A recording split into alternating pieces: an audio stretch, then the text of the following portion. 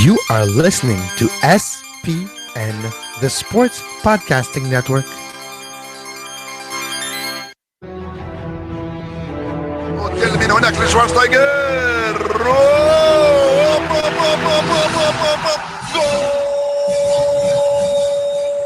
Pegarle Ronaldinho Gaucho. Ya lo hace. Pierna derecha, directo al arco. ¡Golazo! ¡Golazo! ¡Golazo!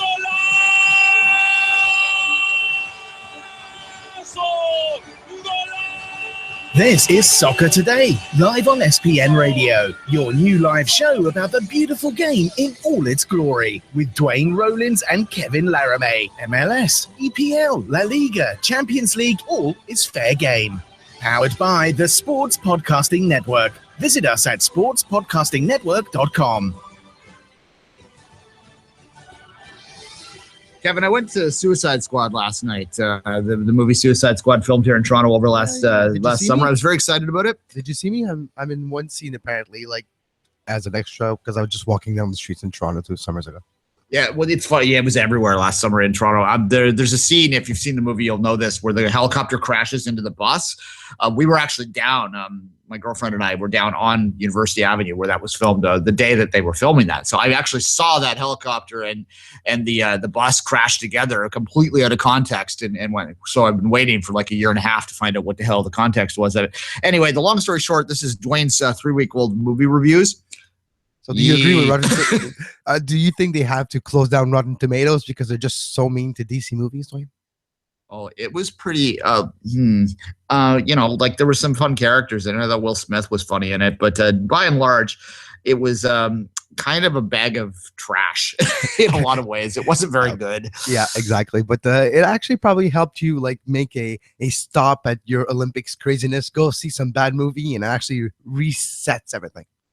Exactly. So that was my night last night, Kevin. I'm pumped up now. I've got Manchester City in the UEFA Champions League playoffs this afternoon. They're up 5-0, so it's going to be a nice stress-free ease back into the Champions League. I didn't watch the first round because it was during the Olympics. So the soccer is back on the main agenda. Woke up this morning, went through my feed, started doing my retweeting like I like to wake up to. So it was nice to be back. Hey, we even have the question of the day today that it's back, and tonight a lot of games for MLS. Montreal Impact are playing at home against DC United. Toronto's playing Laramee in Orlando. So a lot of games tonight. Exactly, and we'll provide full coverage of those tomorrow, obviously. Some bits and bites news that we get into today, and we're going to talk about the Seattle Sounders fans tifo, which is all the rage to talk about right now. But let's go through the bits and bites here first. Yedlin's transfer is done at Newcastle. It is. There were pictures that emerged yesterday morning of him getting off the plane in Newcastle. So I think that's probably a good move for him. A year in the championship, playing regularly will do wonders for them. I know U.S. fans, as we said many times on the show, like to see their players play, for those kind of elite clubs, and they might not see Newcastle the same way. But this is a great club that may be down in its luck right now. It'll be elite in the championship, theoretically. And theoretically, with the gold bridge in and out that they received over the last 12 months, they should be able to either quickly go to the Premier League back next year or the next 2 years. It shouldn't be that difficult because they retain most of their squad and they retain the front offices and the head coach and the staff. So that probably is a good case for Yedlin to look, prove yourself in the championship. You might even have a starting job next year in the Premier League. Yeah, look, and there's nothing wrong with the championship, absolutely, and we're going to provide some coverage of that league in the days ahead. We have 25 blocks of coverage per week, so I think we could probably provide 1/25 of that to the championship here and there, right, Kevin? So we'll certainly pay attention to that league. Theoretically, we should be able to, yeah. Yeah. Well, I was asking today, and actually speaking of this real quickly to change the subject like 180 degrees here, I put another poll out of my personal account this morning asking for what your thoughts are, you, the dear listeners, on college soccer. We are going to have a college soccer preview on Friday. I'm sort of looking for input on how much you want. And right now the results are confusing me even more because they're as split as you can get. There's a good portion of people that want none, and there's a good portion of people that want a lot. So I don't know. So go to my 24th minute, answer that so we have a better idea of what to provide you. Probably there'll be some because there are people that want it. There's also people that hate it. So it's very confusing, college soccer, Kevin. Yeah, well, that and the fact that there's a lot of new maybe rules or different changes in the calendar and all that. So it makes for a great conversation that's going to happen Friday. Yeah. All right. Schweinsteiger He's not really playing right now. Yeah, he's kind of being left out a little bit by the move. Yeah, so he's saying that United, because it was always a dream for him to play at Manchester United, he will never play for another team, quote, quote, in Europe. And that's an interesting turn of phrase there. That is, of course, getting lips wagging over here about whether any MLS teams might have designs on him. There are some suggestions among some that I'm seeing out there that he's a guy that's maybe not putting it as all in at United. So what the hell is he going to do over here? He might be the ultimate retirement league kind of player. I don't know. Well, he's an old, early 30, right? He has a lot of playing. He played a lot of knocks here and there.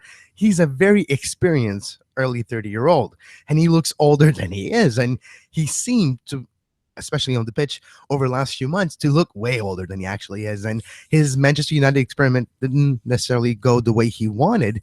His 1 year there didn't pan out the way he was planning it to be. So it'll be interesting to what motivation does he bring to a club, because just put it that way, there's a couple of new clubs in MLS next year. Can he become one of those DPs? Will he go to United? There's 2 new United coming into MLS. Who knows? Maybe he wants to keep the United brand working. Maybe it works for him, so he'll be to Atlanta or maybe to Minnesota. Who knows? But he doesn't necessarily show us right now or in the last few months that he can bring something to an actual MLS team. It's weird because he's not necessarily the most work rate type of player, and you have to figure that's the best type of player that correlates to MLS as well. Yeah, it is. And we had this conversation yesterday in our car when we talked about Wayne Rooney, right? So it's very similar points would be made in this conversation. So we're not going to belabor it. I do think, however, I look at Ashley Cole and Ashley Cole and the amount of attention he got when he came over here, retiring to the beach and all that sort of stuff. And you know what? When you look objectively at the season he's had, casually hasn't been that bad.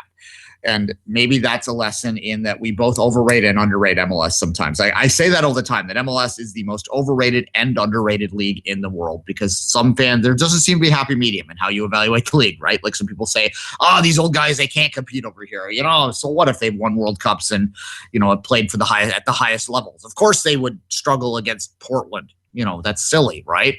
But at the same time, there also are a lot of challenges over here that we illustrated yesterday when we talked about the Wayne Rooney potential of coming to MLS that not everyone considers. So I think maybe he's worth investigating anyway if you're an MLS team, and I suspect many are. Yeah, exactly. He's worth it depends what price as well. If it's 500, 600,000, I'll sign him tomorrow morning. It's 5 million, I probably won't. Yeah, the Galaxy will sign him for $10,000 on the cap somehow, and we'll kind of complain about it. That'll be what will happen here. Galaxy will Galaxy. Yeah, Galaxy gonna Galaxy. All right, Kevin, you got a bit of a clip there, don't you? Do you want to play that? Because we're going to talk about that next.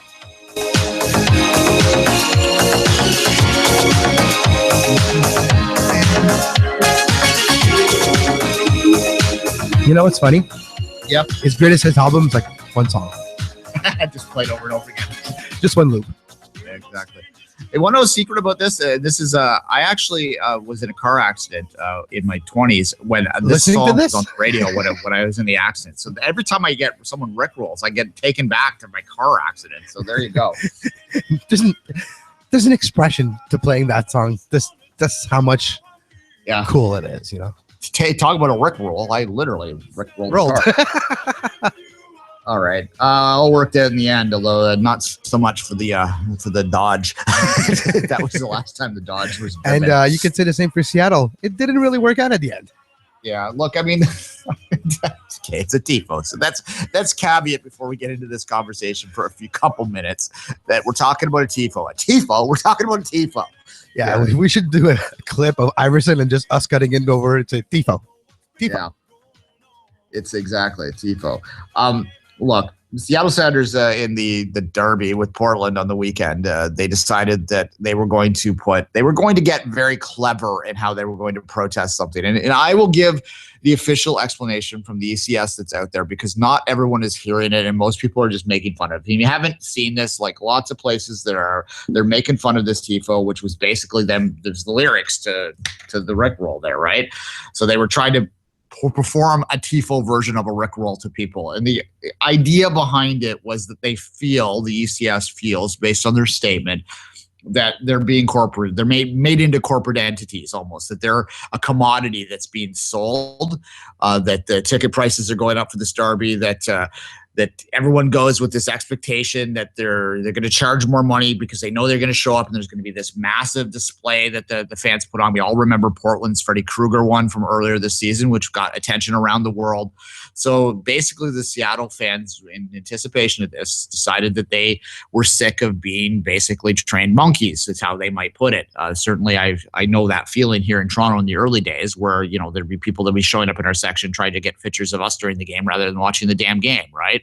So they didn't want to have that anymore. So basically they tried to rickroll everyone with the TIFO, and it kind of fell flat though, because not everyone understood the rationale behind it. And when I hear that rationale, Kevin, I'm sympathetic to it, but I don't think, and again, we're talking about TIFO, so it doesn't really matter. But I don't think that it was, if you're going to do that, you need to explain it better, is basically what I'm saying, Kevin. Yeah, exactly. But it was something. Well, exactly. And, there begs a question. Do we put too much attention on what the supporters are doing in MLS? Because it seems to be half the time we're talking about, some fight in some supporters group here or some TIFO that's going there. And it's all fine and dandy, but shouldn't the attention be elsewhere? My opinion on that. And I think the game and the attention of the game should be on the game. So that's my feeling. I think in Major League Soccer in North America, it's because maybe we're not used to soccer yet, that the crowds, the attendance, crowds, and supporters take way too much of our time. And yeah, you are right. We should be focused more on it. That's what I've been trying to do, at least on the pitch. Yeah. Look, I mean, there's a lot going on there in terms of it's fun, and I'm trying to dismiss the efforts. Like, obviously, I'm here in Toronto and I'm attached to a supporters group, and as I said on the show the other day, that there's been a project going on here for a while, and I'm looking forward to seeing that go up. But that should just be an additional thing that happens there, not the main focus on what occurs during the game. And I don't think that it will be. I think that here in this market, because there's been so many problems over the years and the fans sort of ebbed and flowed, they were the amazing story in the beginning because no one had ever seen it before. And that's a big part of it too, Kevin, is that the fan base and the way support works in MLS is different from other sports in terms of the activity and stuff like that. I mean, the only equatable is college sports in the States. And even then it's equatable by numbers, by just sheer numbers, but not by effort, like TIFO wise or singing wise, or there's still a very big disconnect. It's just crowd chants or something. Yeah. And look, yeah, and I'm not trying to dismiss the importance of that. I think that it does add value to the league, and I think that certainly it has helped grow the league. But here in Toronto, again, to go probably back to that experience, sometimes you get to this point where you think, well, what the hell? Like, are you selling us or are you selling the team? There's tons of photos out there. And it gets into, like, we talked about this earlier this year. We had the DC United guest on when one of their members of the supporters group had been basically given a ban for doing something outside the stadium, which they had then, used similar images of in their marketing.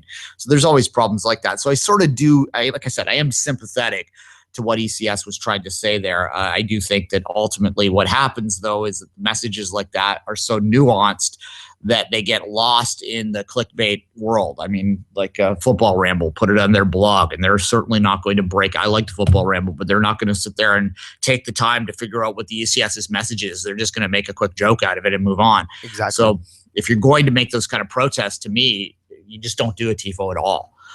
Just stop doing them and just sort of have communications quietly behind the scenes with the crowd and say, like, look, I'm sick of you using us as marketing examples and still pushing our prices up. Can we work together to make this happen? Because we're going to stop doing these TIFOs, because it isn't about the fans. And that's the other part of it too, is I think that sometimes we that are in the supporters culture in MLS start to think that we matter more than we do.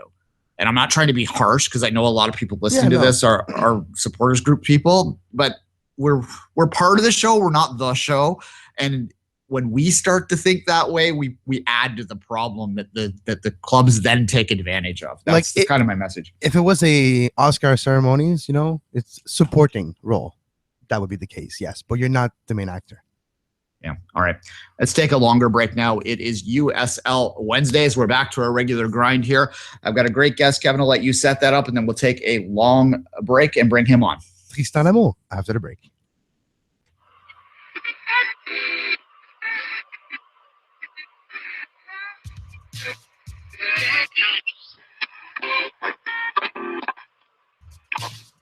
This is USL Radio on the Sports Podcasting Network, the longest running podcast entirely dedicated to the USL.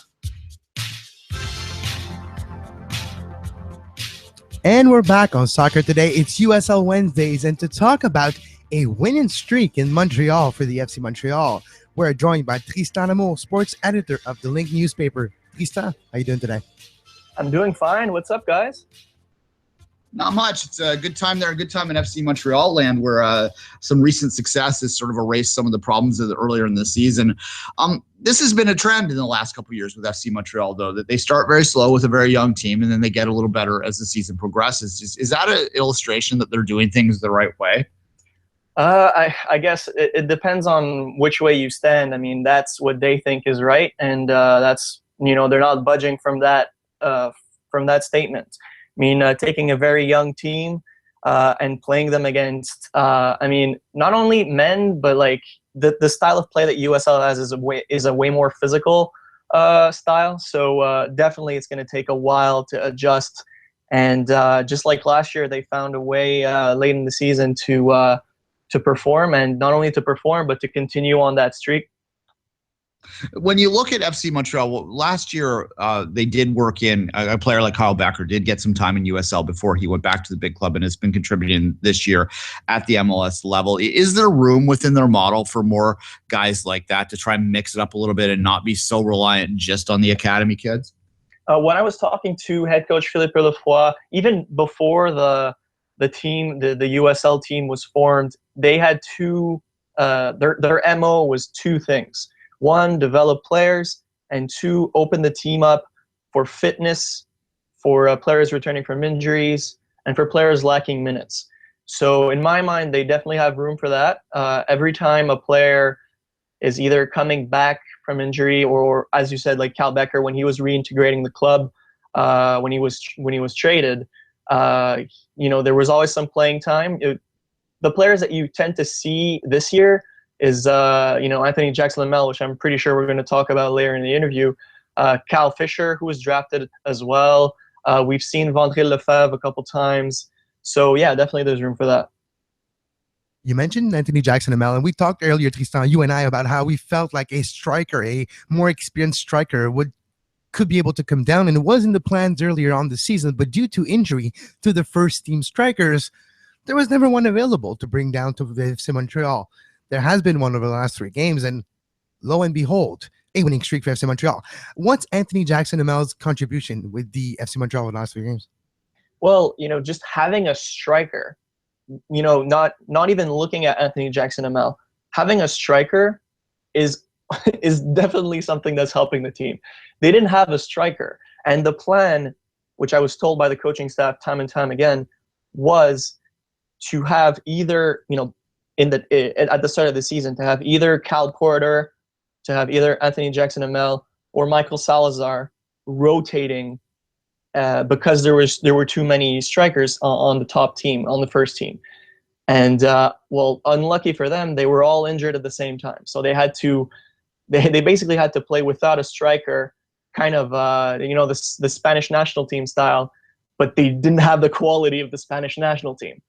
So now that they actually have a striker, it helps them greatly. And, Anthony Jackson-Lamel played with 85% of the team, prior to his experience with the Impact, when he was with the Impact Academy. So you just see them gel together, and it's a bliss to see them play together. Are you drawing comparison with last year's run in August? Because it's really easy to do so. Last year, we've seen the team struggle with injuries as well. We've seen the team struggle with getting results. And in the mid to late August last year, they string 5 wins in a row, 6-game unbeaten streak. Now it's up to 3 wins in a row. Is it a similar case than happened in 2015, Tristan? You want even more similarities? So after FC Montreal lost all of those games, they started their streak with a 4-2 win against Pittsburgh at home. What happened this year? A 4-1 win against Pittsburgh at home. And then they started on 3 games, and they lost 1 and tied 1, and then won 3 other straight games. It's basically the same thing that we're looking at. It's just some of the players are different, and now there's a healthy Alessandro Riggi, which is helping. there is a confident Balu Tabla who is helping a whole lot.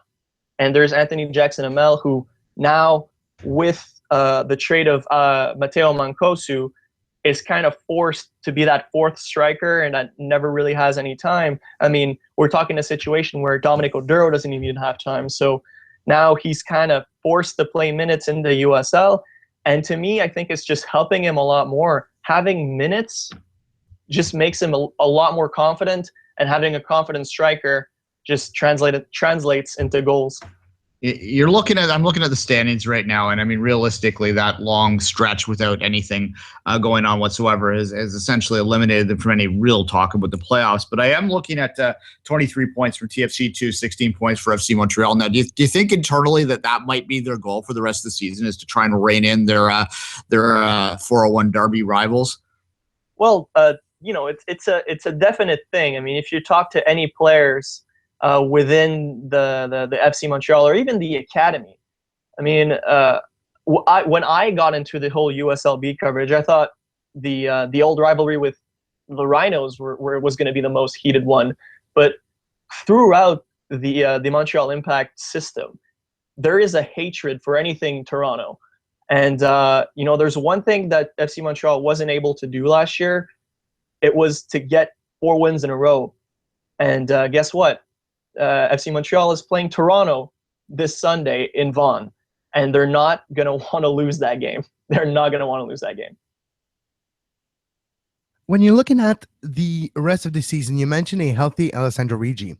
Is he in the position now that if he continue to work hard, because we know he's a really hard worker, kind of a first one in, last one out type of player in training and in practice, is he still time left for him to prove himself and trying to get to that first team? Did they give up on him, or is he still going to have that opportunity?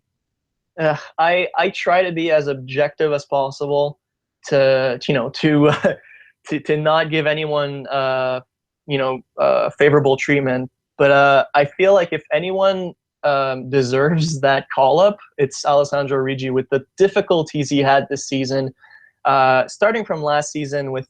There was an ankle injury, and then there was a concussion, and then there was another ankle injury when he was trying to start back. I mean, there was one game, I don't remember the actual game, but post game, I think he was a lone goal scorer or something. He tried really hard that game, and he was saying that the old Rigi was back, and then he went for a whole month off the lineup because he re-injured his ankle, and now he starts. He is starting to get himself back in the lineup. He got a goal against Richmond in a losing cause 2-1 against Richmond. But then the whole streak is coming back, and I feel like we were talking. We were actually talking, Kevin and I, about how this was Rigi's year. I feel like right now, with the whole streak and with the team that he has, and the confidence that everyone has, it's the best setup for Rigi to actually pinch in his name in a group that, I mean, let's face it, at that position, especially the winger position, there's a lot of names, within the academy. I mean, David Chouanière just signed a pro deal with the Impact. There's Tabla, who, even though is on the other side, he's still a winger. Rigi has to prove himself and demonstrate that the name Rigi is still up there in terms of Impact players that are promising. Let's take a look at the actual roster and the players that are there. You mentioned some promising players. Just sort of spell out some guys, younger guys in particular, that Impact fans might be excited about in the years ahead, in your opinion. Well, I mean, I think everyone knows about Balu Tabla by now, so I'm not gonna, I'm not gonna talk too much about him.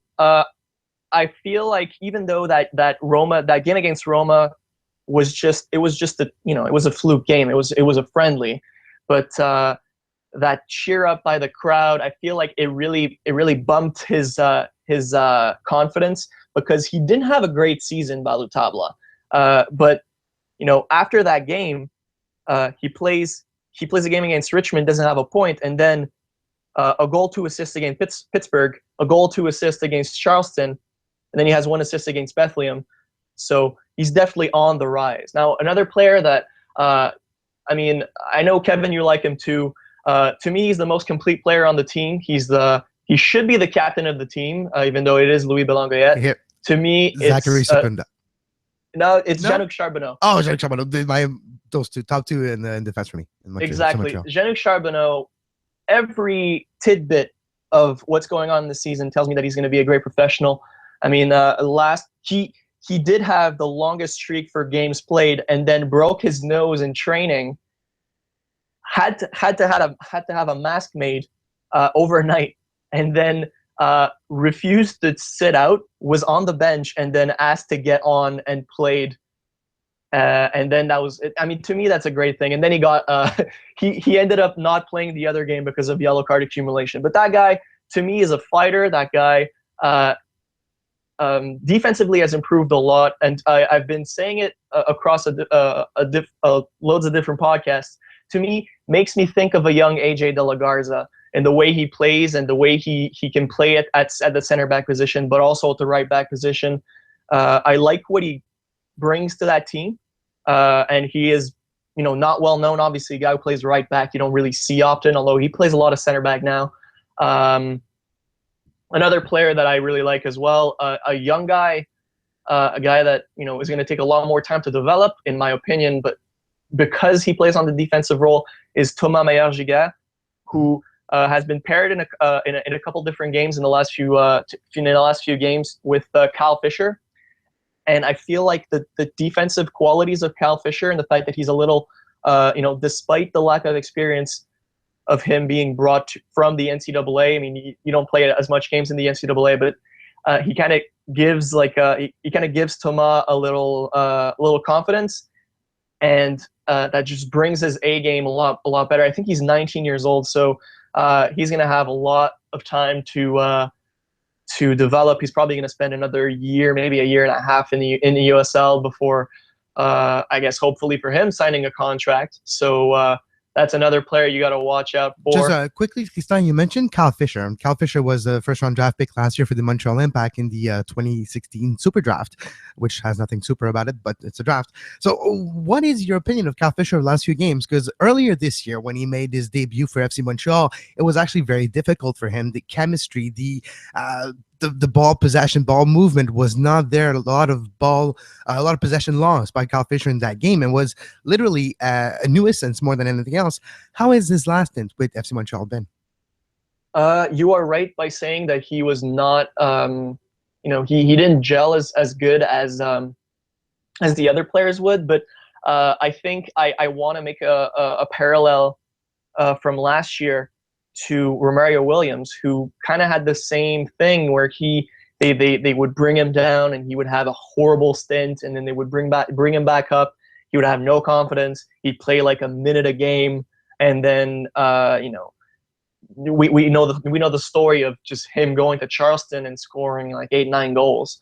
So I feel like Kyle Fisher, they kind of learned from that mistake in a way, and I feel like it just translates to the whole FC Montreal season up to yet. In the first few games, he didn't do as well. I mean, he caused, I think he was the cause of 2 penalties in Bethlehem in a comeback win. It was 2-1, where they went down to Bethlehem. They lost 2-1 because of 2 penalties at the end, and he was kind of the influence for those 2 goals. I feel like he gelled with the team during the same moments that the team was going well. And I don't know if it's because he's training more with the team, or some players like Aaron Nkongilwa, who is a left back, who's on the rise as well. That's another player you have to watch for. He was on the team of the week, actually, named yesterday. Some of the academy players coming up and training with the first team, so maybe that kind of gelled them together. But I feel like during the last stint, he's been doing a lot better. Just with the communication with the players and his keeper. Tristan, I want to end it with we talked about how Montreal kind of has a different philosophy than most teams in USL, and we talk about that a lot, but we don't really explain it very much. So could you maybe explain what their philosophy is and how the entire system integrates from top to bottom, how like the academy integrates to the USL and the USL to MLS, and sort of explain the philosophy to the best of your ability? So, well, for what I understand, a lot of the teams in USL that are MLS two sides, they have a lot of academy players. They have a lot of players coming from their ranks, but they also have players coming from the outside. I mean, they sign players from elsewhere. I mean, I think Toronto FC signed a player from the Caribbeans a couple of days ago, if I'm not mistaken. So there's a lot of people coming from the outside. Whereas what Montreal does, they have one pipeline, and that's the Impact Academy. It's either the Impact Academy or some of the draft picks that are lucky enough to stay with the team. I mean, the only player that actually stuck that came from the outside was Cal Fisher, and he came from the Super Draft. So at some point, you will have tough stints when the only place you can actually get reinforcements is from your academy. I mean, for the longest time, they had no strikers until they signed an 18-year-old Badruddin Boulajoul from their academy, and they're not shying off from that way of doing things. And they're gonna live by the sword and die by the sword. I mean, that's what they want, and their first motto is to develop young players, and the second is to help out players that need playing time from the first team, and they're not going to budge from this. And that's take it on the off the pitch stuff for a second. Is there any attempt at all to make this a team that stands alone from the Impact, that sort of has its own fan base, its own marketing, or is it just really an extension of the Impact and whoever wants to show up and watch these games does? Absolutely not. It is not at all a different team from it. Only this year that they actually had the FC Montreal badge on their jersey. They used to play with Impact jerseys, so it is two teams, one club. That's the statement we've been told for the past year and a half. You will never see a different. Maybe if a fan base decides to just go and see the young players, which I mean I absolutely encourage, because that's a great way to find out the future of your club. But there is no way, shape, or form that this club is gonna budge from what they are right now. They're an extension of the academy, and they're just one step to prevent players coming from the U18s just to fall through the cracks of the MLS setup. All right. Any work you wanna let us know about before we say goodbye for the day? Well, you could follow all of my stuff on the Link newspaper, which you were talking about college soccer. We're all about college soccer here. We're following the Concordia Stingers all year. So if you're asking me, definitely that would be a cool thing to cover college soccer. I also do some rugby stuff. And we have our own podcast, The Press Box Hat-Trick, which you could listen to on iTunes and Google Play. All right, cool. Thanks, Tristan. Perfect. Thanks. Thank you, Tristan.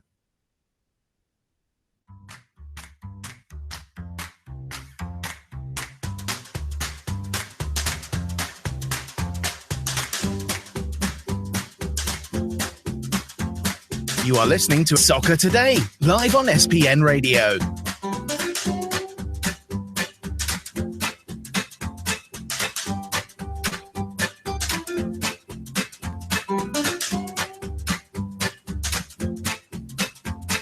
Visit sportspodcastingnetwork.com for more.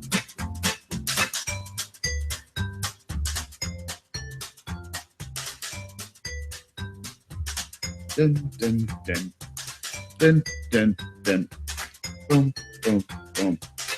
I kind of miss my bumpers, Duane, during the Olympics and all that. I miss all the little Frenchy jazzy bumpers, That's the mood.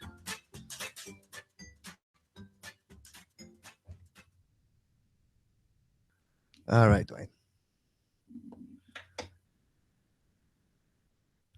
So, Duane, we have right now... Are you there, sir? Kevin, can you hear me now? Yep, I can hear you now. Sorry, my mic fell out there. Are we still live? Yep. All right, so that's live behind the scenes radio right there, folks. Sometimes my microphone falls out of the computer, and we just move on with it. What were you saying about the bumpers? You miss your bumpers? Yeah, I missed them during the Olympics. It's I like the little Frenchy jazzy sound. I know, that's why I was do. They're long and they're never ending. So if you need to like run to the sink or something, you can do that too. That works too. That's exactly why we have like a minute bumper, so we can actually breathe between segments. Thanks to Tristan there for coming on there. You cover FC Montreal a lot too, Kevin. So let's finish this off by having a little conversation with you before we get into our question of the day and get back to MLS.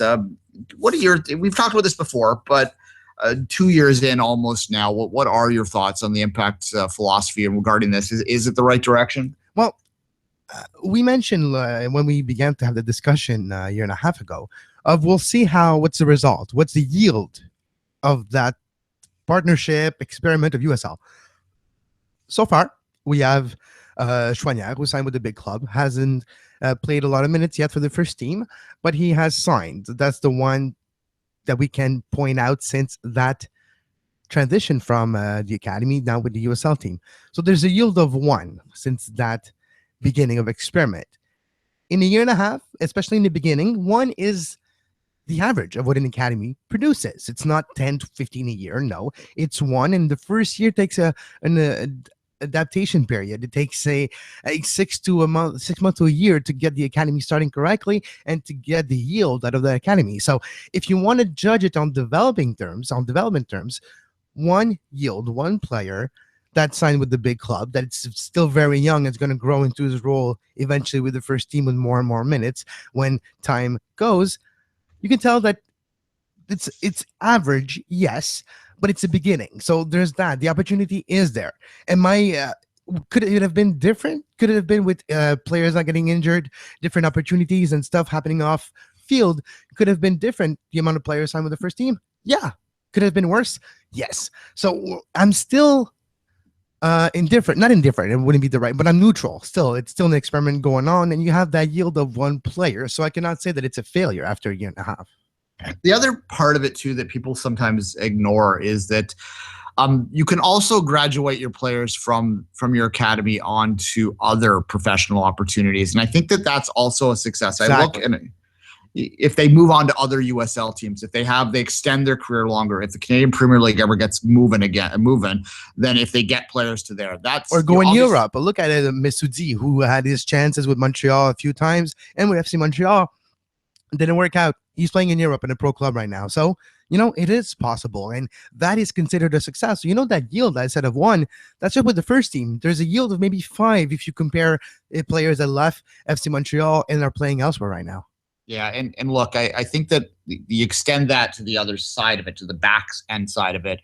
And what that does is it serves the community. And I think if you serve your community well and you help find the kids that you no longer have a need for in terms of your first team needs, you work with them to make sure that maybe they get an education, maybe they go to college, maybe they go on and get a pro opportunity at a level lower than you. If you do that and serve your community will embrace you more as an entire club. And I think that that's an important thing that we sometimes lose focus on when we're only looking at the players that end up scoring goals for the big club or contributing to the big club in some way, Kevin. Yeah, no, exactly. So it's I said the experiment, but it's still neutral. But for me, it's a success because, in the stands, it's not necessarily what they would have imagined, what they would have expected. But it's a lot to ask for a fan base to include a second time in the week where they can go watch a game. And it's a different stadium. It's at Centre Robillard now, which is Métro Crémazie. You can walk from there or take the bus. But it's accessible, but it's a different vibe. It's a different feeling. And it's different. It's a hard task to ask 20,000 people to go see FC Montreal. It's not going to happen. There's what I've seen, 400 or 500 at the max, maybe some last year, 1,500 sometimes, but they were in a different setting. This year at Centre Robillard, they have the space to have up to maybe 8,000-9,000 or a little bit, I think up to maybe 13,000 if they jam pack and open both stands. But there is a possibility there. So there's growth possible, and that's potentially, the potential of that club is there for development and for growth. So I still feel that experiment is a success because of those reasons. And like you mentioned, players playing elsewhere. It's not maybe just for the first team. It's you create professional players. Yeah, it's a tough slog attendance-wise when you're talking about development of kids in any of the big cities in Canada. Toronto suffers with it too. The attendance at Vaughan is nothing to get excited about. Montreal, you look at the hockey level, junior hockey's never really flown in the big cities in this country. Never worked. It never worked. Like you very good parallel there, Duane, because anything that's branded junior or development is hard to get people interested to when they are used to quote-unquote top league products. Exactly. All right. That'll end the USL radio for the day. Thanks for listening to that. Take a pause here for the edit. Okay. Now we're going to go on.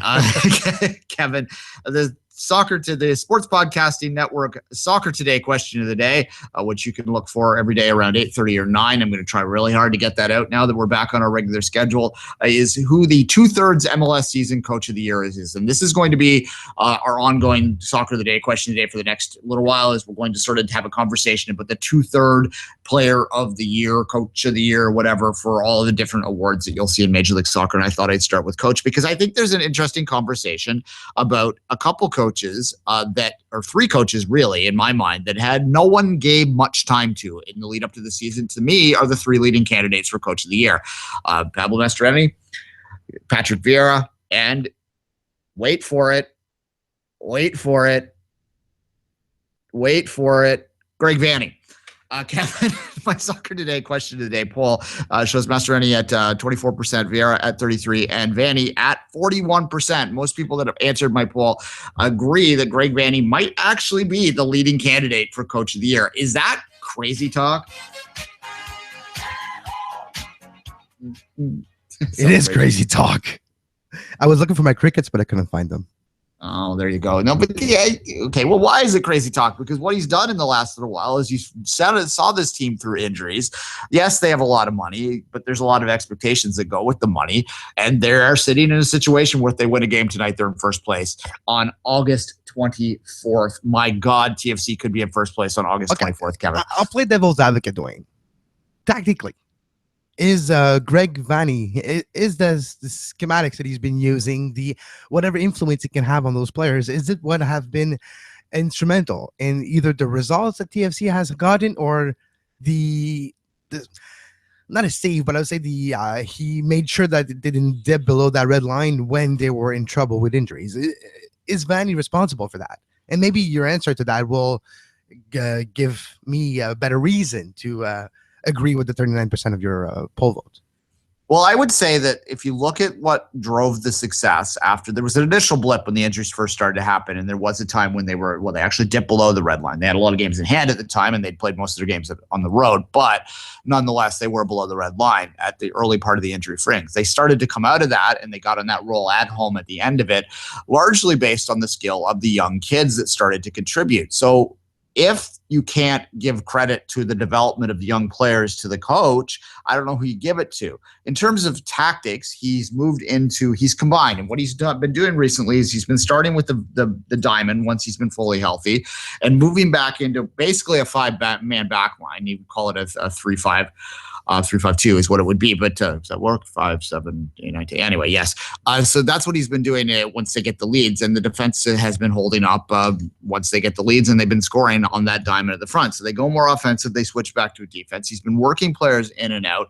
Yes, there's been some incidences that people have questions. He put Hagelin in against San Jose when they were up 2 men, and people were saying, why would you put a defender in up top at that point? And you know what? He tried something and it didn't work that day. But by and large, if you look at the results, you look at the development of the young players over the past month or so, and I can understand the argument for Greg Vanney as coach of the year right now. I wouldn't personally, to take a step back from that, I wouldn't vote for him right now, but I do think he's in the top 3. Yeah, no, that's definitely. But for Pablo Mastroeni in Colorado, a team that nobody really expected, that we had a feeling with the report of Jermaine Jones, this team would be more in the conversation of at least playoff and have a better chance at success. But nobody expected that level of success. And with the arrival of Tim Howard, that just cemented that great performance by this club, it surprised everybody. So you have to give him credit for that. When you start the season better than you expect, but you keep on winning or keep on getting those results. At one point this season, they had a points per game average of over 2, which is mind-boggling. It's basically you just win.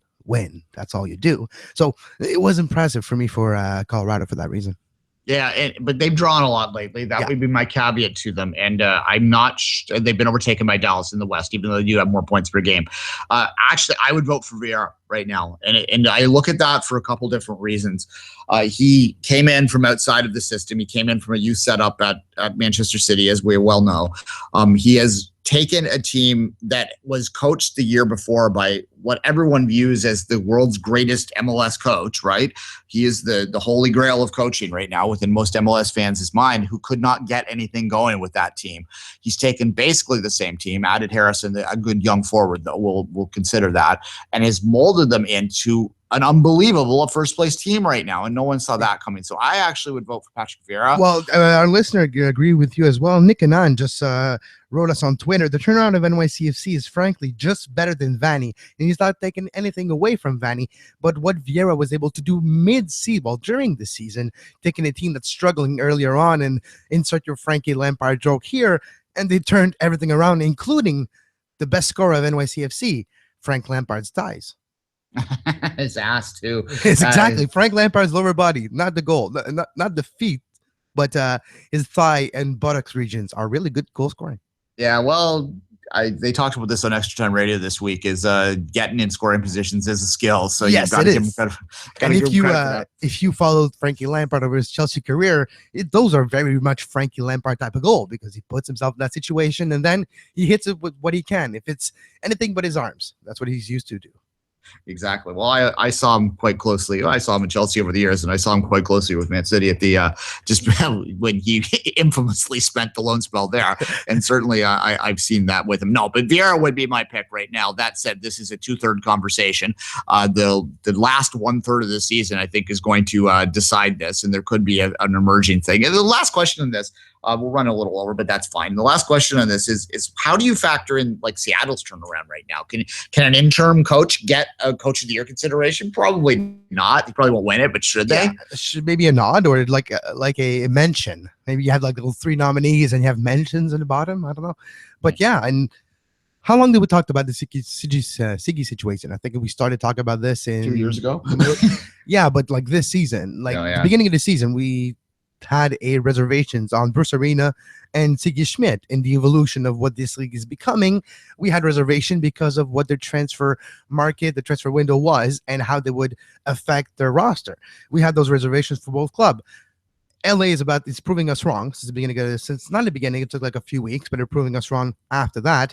Seattle, it took a long time, and they had to fire. I say fire, quote unquote, because they mentioned a mutual parting of ways. For me, they mutually agreed that they needed to fire him. So that's probably where you get the mutual part. But we've seen that turnaround. And we mentioned the coach bump, how it's a myth. It doesn't usually happen. Well, in this case, it's kind of true. It's kind of actually happening. Yeah, that telemarketing job I had back in university, we mutually agreed to part ways after I forgot to show up for my shift one day. Well, exactly. They say, dude, do you agree with us that we'll fire you? You're like, well, do I have a choice? No. There you go. All right. Yeah, no, this is that's kind of where I lean right side with the Vieira. But yeah, certainly Seattle's turnaround in the last few weeks has been remarkable. We'll see, as I said, this is a 2/3 conversation. What people would consider the most important part of the season is about to start. So we'll revisit this obviously at the end of the year, but some surprising names on the list nonetheless. And that's always kind of the way with Coach of the Year, which has evolved into the coach that turned around a team that no one expected to turn around award is basically what Coach of the Year becomes, right? Exactly. Yeah. It's the guy who's there at the end as well. So the late season, early playoff, even though technically the playoff are not supposed to influence your vote, they always do. All right, let's take a break. We'll come back. We'll wrap up the Champions League action from yesterday on both sides of the pond.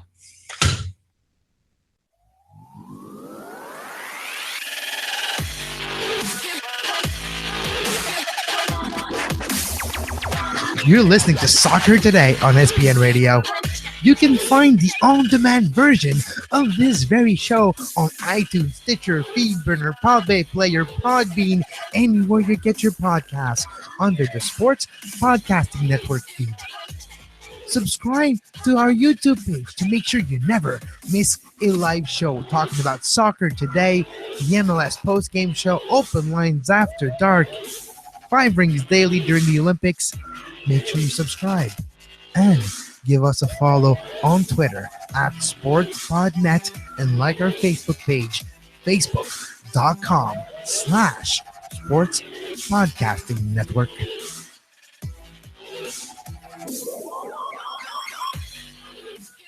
And we're back. Champions League. We're having a laugh. I guess we should start on this side of the pond because it is a Canadian team that was involved last night. Vancouver Whitecaps, the struggling Vancouver Whitecaps found 3 goals against an indifferent Sporting Kansas City, we'll say. But nonetheless, Vancouver decided to follow the lead of your TFC and your Montreal Impact by having a crap MLS season, but doing well in CCL, Kevin. Well, it's redemption, or maybe Kansas City doesn't really take this competition. Not that they're not taking it seriously, but they need help in MLS first, and they're going to prioritize that because they're in a 5th position right now in the standings, if I'm not mistaken, and they need to climb higher. For Vancouver, they're 7th. They do need to climb higher too, and you'll take anything you can when you're struggling in the regular season, struggling in the league, and you have a chance to get a win and to get experience, and more importantly, to get the famous confidence in yourself and in your team and that chemistry. You'll take whatever you can. And that victory for Vancouver, it's a victory. It's at home, and hopefully they can take something out of this victory and continue to go forward. They scored twice. That's twice more than they have been over the last few games. So it's at least there's that positive for Vancouver.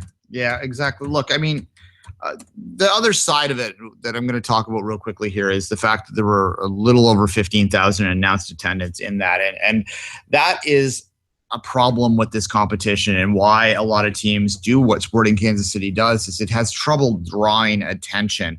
And that really frustrates the hardcore fan, which I know many hardcore fans listen to shows like us. That's a disproportional amount of you would listen to shows like us. I certainly would include myself amongst you when I say that, Kevin. Here's another example. You know where that game was broadcasted yesterday? It was even supposed to be on YouTube, but that fell through.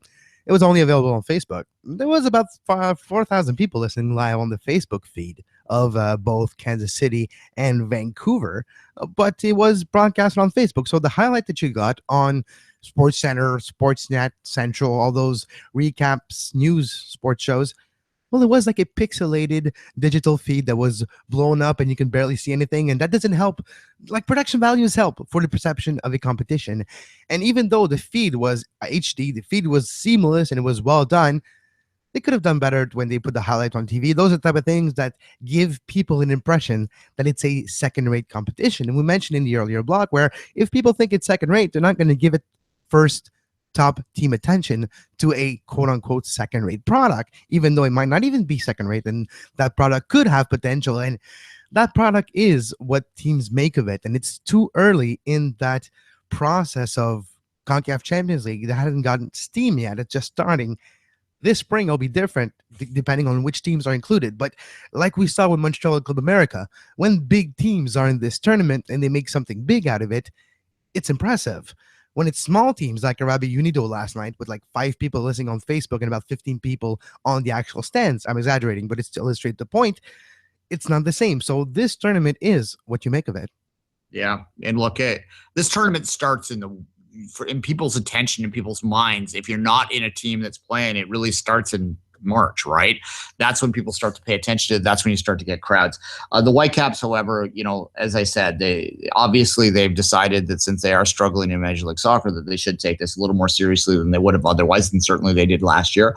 A pair of victories, 1-0 over Central FC, 3-0 over Sporting Kansas City, have led the way so far. They will, still have to play 2 more games in this stage here, but with 6 points up, with 1-1 on the other 2 teams, both they had drawn earlier, 2-2, Sporting Kansas City and Central, which is really where Sporting dropped the ball here. That means that Vancouver's very much in the driver's seat here. One more win will put them through into that quarterfinal draw, and that is a nice little jolt to your season, right? And you can speak firsthand. I can speak firsthand to it. Toronto, LA a few years ago. You can speak firsthand to it, obviously, all the way to the CCL final. It is a nice jolt to start your season earlier in that spring, right? It sort of gets you an early game, gets your fans engaged quickly. So good for the Whitecaps for taking it seriously this year. Yeah. And also good experience for some young Canadian kids that are playing for them too, if you want to go down that angle as well. Exactly. And you just mentioned young kids and Vancouver Whitecaps. We need to mention that Sam Adegbuke scored in his Brighton debut, which it's quite interesting. Yeah, it was on there. Vancouver fans were kind of going, "Oh, well, why didn't we? Yeah, why did he score here?" Well, because he wasn't playing here. Yeah, I retweeted the Brighton tweet. People are like, "Why are you retweeting Brighton?" I'm like, "Look at who scored. Look at who scored, buddy." Yeah, read the tweet. Canadian. Anyway, all right. The other Champions League, the other one, the one in Europe. Yeah, the smaller of the one, right? The one that their trophy is silver. Who cares about silver trophies? Yeah. Gold is the way to go, right? I guess some people care about this thing over there. Anyway, a few billions. The playoff round started off. Look, they've made the playoff round part of the Champions League. They've labeled it that way in the past couple of years. It's all a bit of a money grab. The matchups weren't particularly compelling in this year's round. You had the best one, obviously, was Roma Porto. That ended with De Rossi in shame, and probably will play his last Champions League game. 9 men on the field, 3-0 win for Porto. Good win for Porto. 3 Portuguese teams into the group stage. One of the unspoken there in that match is that's knocked a team from Italy out of the Champions League. And one of the conversations one of the sort of stories that we're following this year is the coefficient battle. Yeah, that's what I mean. The coefficient. Yeah, where Italy might lose actually a playoff spot. Go from 4 to 3. Well, it's England. England's the one in trouble that Italy can pass them. Okay. Yeah. So that's interesting though, and what's happened though is Roma has slipped into the Europa League, obviously.